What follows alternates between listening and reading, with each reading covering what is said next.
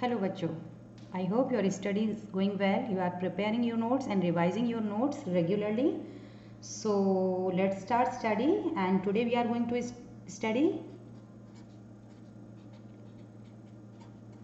correct बच्चों nucleus. Okay, nucleus is important cell organelle as it direct and controls all the cellular activities. Okay, and it was discovered by किसने discover किया था?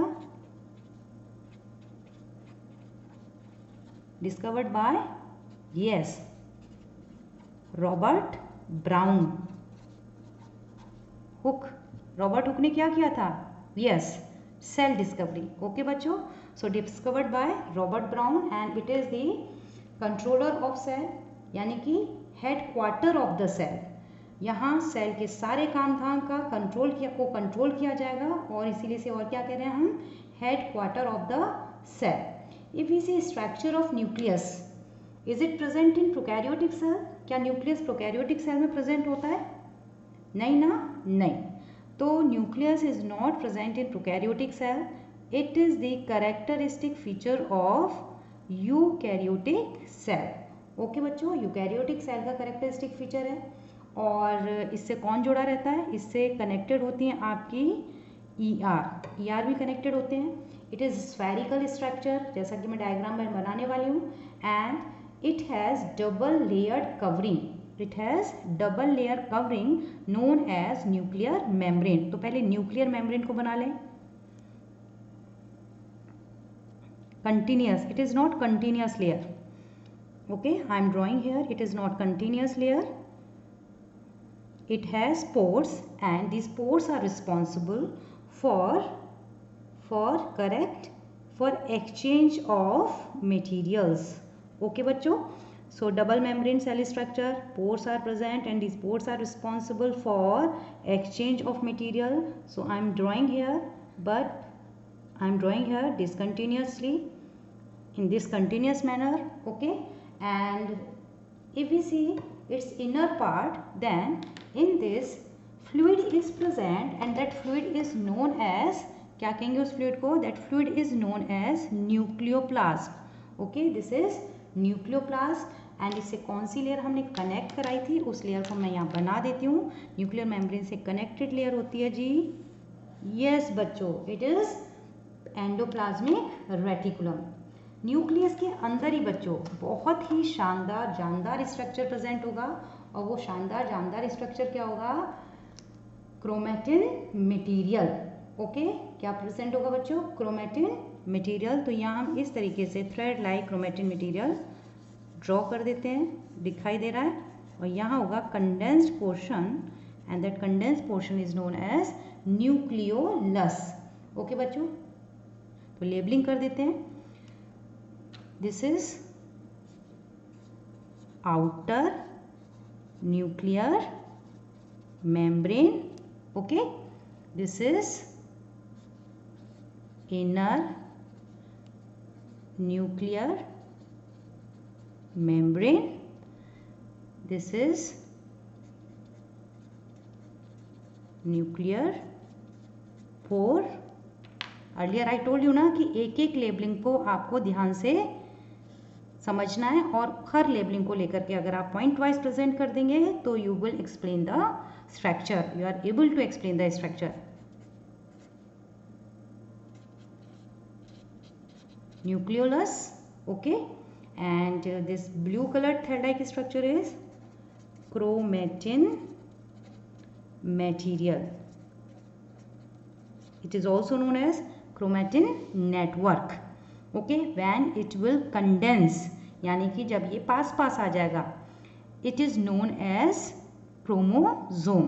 Okay, यानी कि condensed form of chromatin material network भी कह सकते हैं, is known as chromosome. Okay बच्चों, तो कंफ्यूजन नहीं करना है. Chromatin material when it is uncondensed. When they will get condensed, then it is known as chromosome. Okay, अगर हम क्रोमेटिन का कॉम्पोजिशन देखें या क्रोमोसोम का कॉम्पोजिशन देखें, कॉम्पोजिशन विल बी सेम।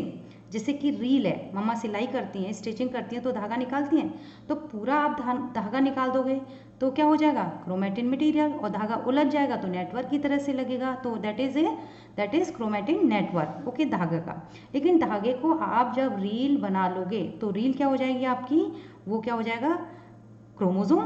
तो धागा और धागे से बना हुआ नेटवर्क क्रोमेटिन नेटवर्क, और रील की फॉर्म में अगर धागा प्रेजेंट है तो क्रोमोसोम हो जाएगा। ओके, ये डिफरेंस है, एग्जाम्पल से समझ में आ जाएगा। अगर हम क्या करें कि क्रोमोसोम का स्ट्रक्चर देखें या क्रोमेटिन मटेरियल का स्ट्रक्चर देखें, तो क्रोमोसोम और chromatin material is made up of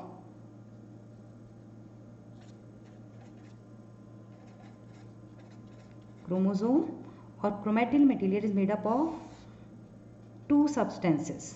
okay, one is DNA, क्या होती है full form, deoxyribonucleic acid, deoxyribonucleic acid. Okay, DNA deoxyribonucleic acid and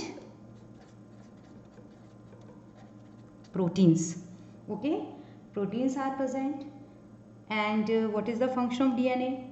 DNA stores and transmits heredity information from one cell to another cell. Okay, so what is the function of DNA? It stores and transfer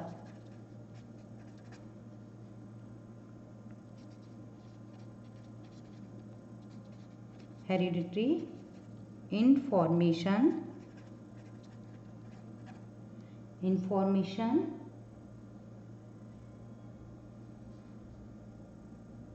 for the cell and transfer from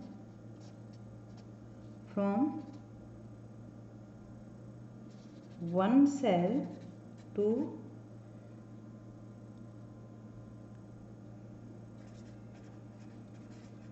daughter cell. Okay, इस DNA के पास में खास structure होगा, that खास structure is known as jeans.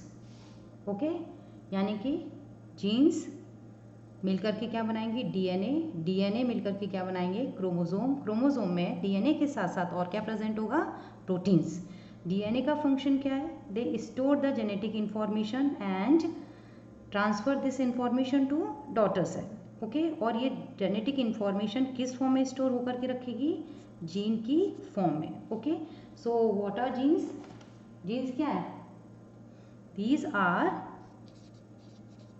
Jeans, what are genes, functional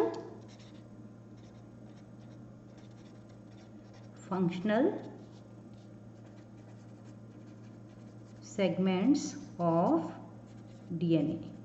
जो भी DNA काम करेगा वो काम ऑटोमेटिकली डायरेक्टली कौन करने वाली हैं, जीन्स करने वाली हैं। जैसे कि और प्रोटीन्स का, पहले प्रोटीन्स का काम क्या, नहीं तो ये भी यहाँ से निकल जाएगा, दे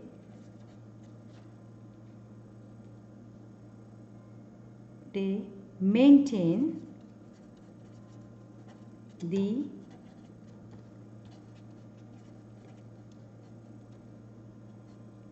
स्टेबिलिटी ऑफ डीएनए। डीएनए की स्टेबिलिटी मेंटेन करने का काम क्या है, किसका है बच्चों, जीन्स का काम है। ओके, तो अगर हम डीएनए का स्ट्रक्चर देखें तो आपने देखा होगा कि it is double highly coiled structure, 2 thread से मिलकर के बना हुआ है। एक थ्रेड ये दिखाई दे रहा है आपको, this one, and this one is another thread. Okay, यही थ्रेड बीच बीच में क्या होंगे, आपकी प्रोटीन्स होंगी, और इन्हीं में से सपोज इतना पोर्शन लें, इसको हम 4 पार्ट्स में डिवाइड कर दें, 1 2 3 एंड 4, 1 2 3 4, 4 पार्ट्स में हमने डिवाइड कर दिया, 1 2 3 4, 1 2 3 4 पार्ट्स में डिवाइड कर दिया। तो this gene DNA is containing 4 genes. एक जीन यहाँ से यहाँ तक हो गई, दूसरी जीन यहाँ से यहाँ तक हो गई, तीसरी जीन यहाँ से यहाँ तक हो गई और चौथी जीन यहाँ से यहाँ। अल्टीमेटली सभी जीन ने मिलकर के क्या बना दिया, डीएनए बना दिया। ओके बच्चों, ये क्या हो गया, DNA. It is double helical structure, 2 helix are present. Okay, हमें डीएनए दिखाई कब देने वाला है बच्चों, या हमें क्रोमोसोम कब दिखाई देने वाले हैं, या क्रोमेटिन मटेरियल कब कंडेंस होने वाला है। तो we can see chromosomes when cell is going to divide। जब सेल ने डिवाइड करना है तो ये सारा का सारा मटेरियल कैसा हो जाएगा बच्चों, कंडेंस फॉर्म में आ जाएगा, और कंडेंस फॉर्म में आते ही हमें क्या हो जाएगा, विजिबल होने लगेगा। ओके बच्चों, तो आई होप कि ये न्यूक्लियस का टॉपिक आपको समझ में आ गया होगा, और आप रेगुलरली इसे वॉच करिए और कॉपी में नोट्स बनाइए सो दैट कि आप सेल को अच्छे से प्रिपेयर कर सकें। ओके बच्चों, टिल देन बाय बाय।